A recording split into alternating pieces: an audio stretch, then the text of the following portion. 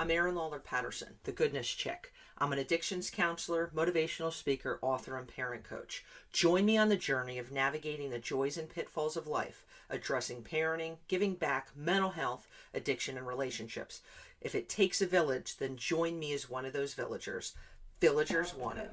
I don't believe that's realistic. Right. We all wake up with days where we feel like we don't want to get out of bed in the morning, or we feel like, you know what, there's the rain. But it is a daily choice. So for me, I think because I've battled with it continuously, it's a daily choice. It's a daily choice to get up and to choose to actually face the world and face everything that's going to choose to be positive, even if my world is like crashing in, or I've had some bad news, or something's happening. I've got to try and choose to still not be fake. Because I think it's important to be real with people, but to realise that actually it's not just you going through a difficult time. There are other human beings that face life's difficulties, and it's about finding strength to overcome it. And I think the more you overcome things, the stronger you get, and the easier it becomes. Yeah, and I think, because you had mentioned before, like it's not going at it alone, where you had said you had sought out counseling, but your first experience wasn't a particularly awesome one. Yeah. If you want to share that, and how maybe did counseling help you, did it not? Yeah, well, I have a faith or whatever, and I always say that all I need is my faith and that will be enough. But I do think actually there are professional people that have been put in our world and in our communities for a reason and a purpose. And the first time I went to a counsellor was when my father had passed away, and as a 16-year-old, sitting in a room with a man, and he just, he responded with just talk or whatever, and well, I don't really know what to talk about, and that was kind of for me a really daunting experience. Yet, a few years ago when I decided to go to counselling, I sat in a room with a lovely lady who actually knew how to speak, how to speak to me, how to get to me, so in a creative way, got me to kind of discuss what was going on. And I mean, I only did that for 6 months, once a month, and that made such a massive difference in being able to have an outlet somewhere. And then whenever I went to work, whenever I went to meet people, what I wasn't doing was offloading my negativity and kind of putting it on them, because actually, yes, friends want to be there for you, but they don't need to know every single doom and gloom about your life, when actually, when you're spending time with people, it should be quality time. And they're not your therapist. They're not puts your them in a therapist. bad situation, and they're professionals. Yeah. So I think having going to people and talking to it actually allows you to then just enjoy life and just get on with being you at the end of the day. And I think that's what really really helped me, because then I didn't have to burst into tears in the supermarket, or have to walk out of the classroom in order to get myself together. Right. Gave you kind of the skills, the tools. Yeah, it did. Yeah, and I kind of picking up on that, your first experience wasn't the best, but you gave it a second go. And I know sometimes it is easy to say, well, you know what, counseling stinks. Counseling can't help me. And I kind of sometimes equate it to like going shopping for jeans, right? The first pair usually doesn't fit, right? And you're like, oh man. And it's kind of being willing, which is hard and challenging, to kind of find that fit. Because I think when you're with the right person, I think counseling can do dynamic things, give you the tools to kind of, okay, this is what I need to do, this is where I need to be going, and they're not telling you what to do, but they're guiding you, counseling you. And where you had talked about, and I think this is one that we all need to remember, our friends are really not meant to be therapists, and where that can make it kind of convoluted in terms of, it's making it heavier than it needs to be. Your friends are there, but when they're that counseling hat, it kind of makes things a little bit unbalanced. Because we develop expectations of people that are unrealistic, so therefore when they don't meet that expectation, then we start to develop rejection, feel like they don't care about us, then we start to get things in our head which aren't real, and that's really unhealthy. Negativity. So what happens is then they don't want to be around you, and you wonder why they don't want to be around you. And, you know, it's because your expectation, and I always had these expectations, you know, if I really connected with somebody, became really good friends with them, I'd be like, yeah, great, I can really be open and honest and share some of the stuff that I can't share with people. And I've realised, like, over the last few years that actually I can find a really healthy outlet for that deep stuff.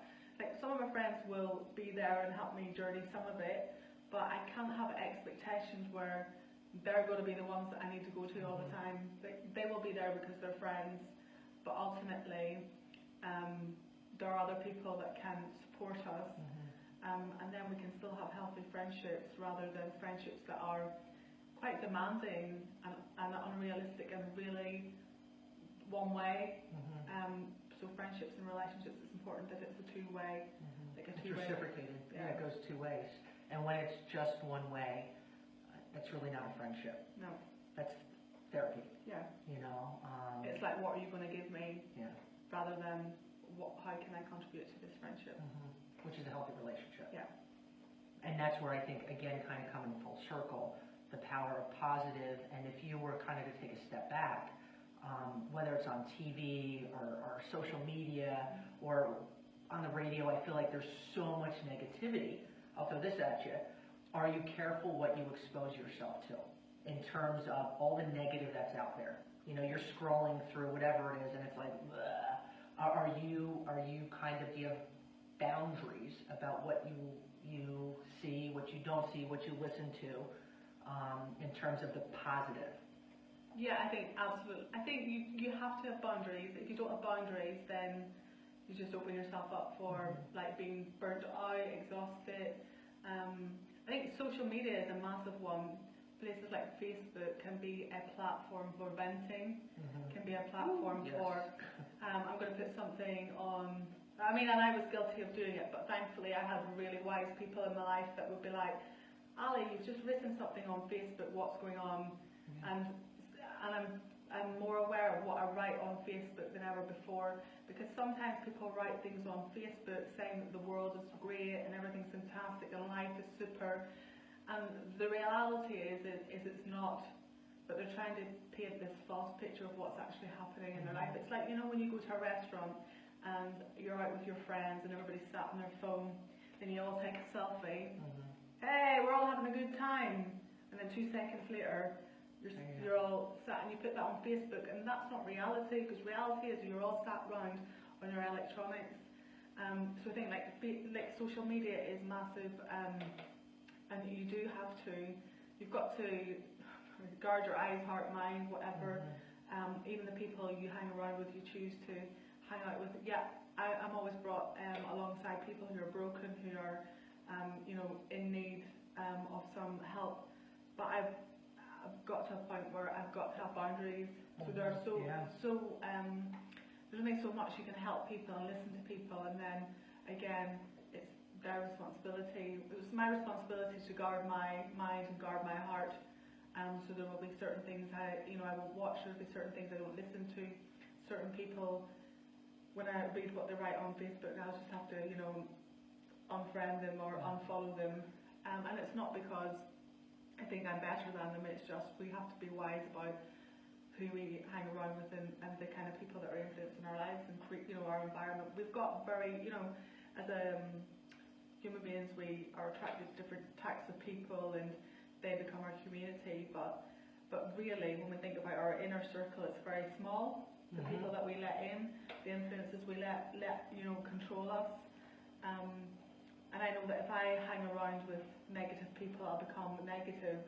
If I accept what people are saying, you know, about me or to me and take it too seriously, then I will become negative. If I'm teaching in school and all I'm getting is negative responses from pupils, I'm going to be negative. You know, I'm going to be a negative.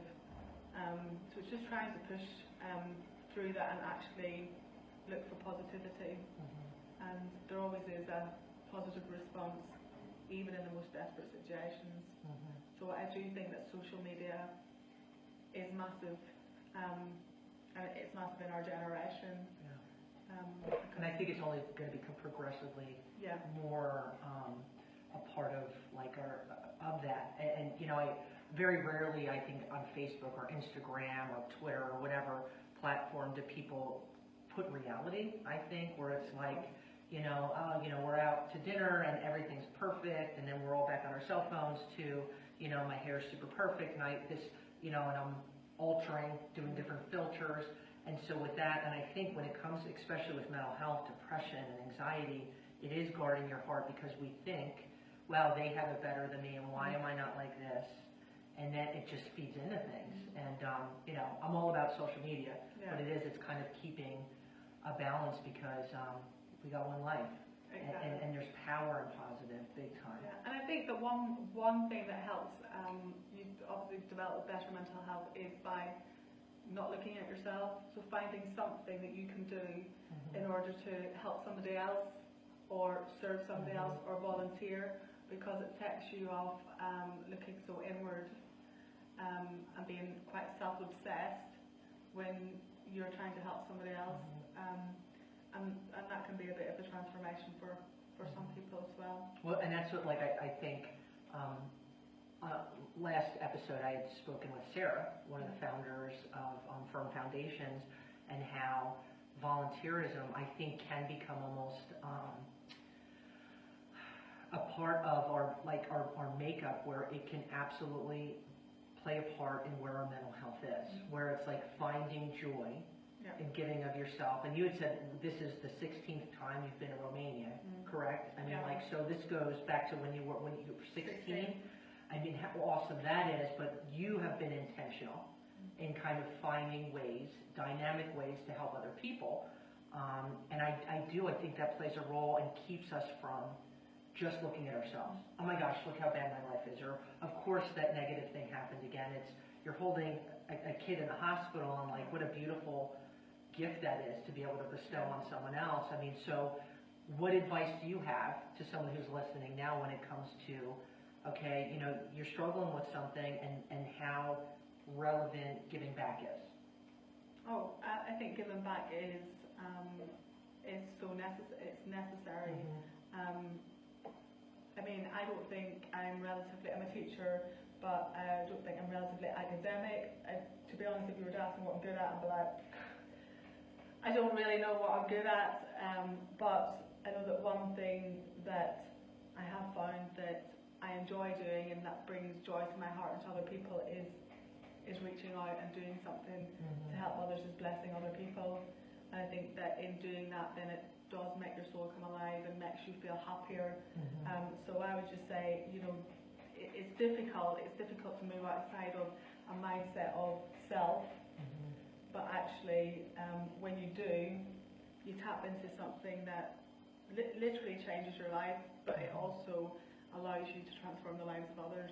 Right. And for me, I mean, last year when I was in Romania, I came down to a simple question: would you be, I find myself sometimes not being happy or not being content, and thinking, I've got a salaried job, but is this it? Is this like what I have to live my life all the time? And I thought, if I had to hold babies in the hospital in Brasov, not be seen, nobody know who I am, would that be enough? Would that make me happy? And probably I'm at my happiest when I'm when I'm here in Romania, just loving and just serving. And I think it's important to find something that makes you come alive, and normally that will obviously be with people, or helping somebody else, or doing something. Could just be something simple. Is there somebody next door to you that needs help with their shopping? Because actually, in giving, it does. I mean, release. I think it's like a high. Where it's like, okay, we all need something that gives us like our stoke in life, that gets us excited. And I think, I listen to your stories that you've been sharing, and how it's just awesome. Like, you're changing, you're being used to help other people, and to be able to step back, and whether that's holding that baby or you're mentoring someone, and dude, life is so short, and having the ability to kind of have an influence on somebody's future, and empower them, which in turn empowers you, it's awesome. And so I think the more we focus on the power of giving back, and the power that it does go influences our state of mental health, I think it kind of just makes the world, brings color to the world, if you will, which is a very cool thing. But I want to say thank you for sitting again with me, and as well as the heart that you're giving to the people and the children here in Romania, which I just think is epic. And again, I'm going to actually plug Firm Foundations Romania. Check them out. And if your heart's tugging you, I want to hold some babies and just kind of get your high on, hop on a plane, come to Romania, and get on the goodness train. I just encourage you, when it comes to mental health, being vigilant and being positive, having positive people around you, and finding ways to get your natural high on. So thank you for listening, and I wish you a great day of peace, love, and goodness. Our mindset is crazy important, just like we talked about in this episode. But what I do kind of want to preface it is, it's not me saying, jump off your medication, think positive, and your life's going to change. That's not what I'm saying. But what I'm saying is, along with your medication, along with whatever's going on in life, fighting like heck for a positive mindset. And it comes along not only our mentality, the people we surround ourselves with, what we exert our energy on. Negative, dude, is toxic. Negative is toxic in so many ways. And as I had the privilege of sitting and talking with Allie, who's been through a heck of a lot in life, the woman fights every day and realizes the power in positive thinking. It has an influence on our outlook. It has an influence in the choices we make. It has an influence in every single aspect of our life. And it's something that we need to fight for through all different seasons of our life. Life can be crazy, trained, heart-wrenching, uphill, tiring. But when we fight to look at the positive, that light at the end of the tunnel, it makes a difference. And I say that from the bottom of my heart. I'm a big believer in thinking positive, even when I'm not feeling up to it. But it's something that I've witnessed on so many different levels of life, where I've seen it change lives. I've seen it and witnessed it change quality of life. So positive, positive, positive. And this goes hand in hand with mental health, man, hand in hand with so many aspects of life.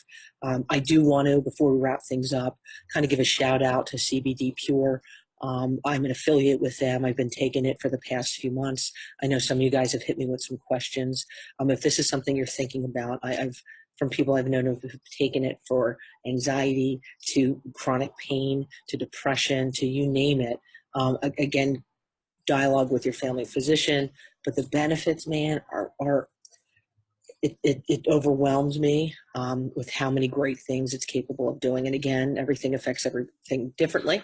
But if this is something you're kicking around, this is something you need to reorder, hop on Goodness Chick storefront and rock out some CBD oil. Outside of that, my friends, I wish you an epic week of peace, love, and positivity. If you enjoyed today's show, I encourage you to subscribe to Goodness Chicks podcast and pass it along to your friends. I hope you enjoyed today's episode and have a great day.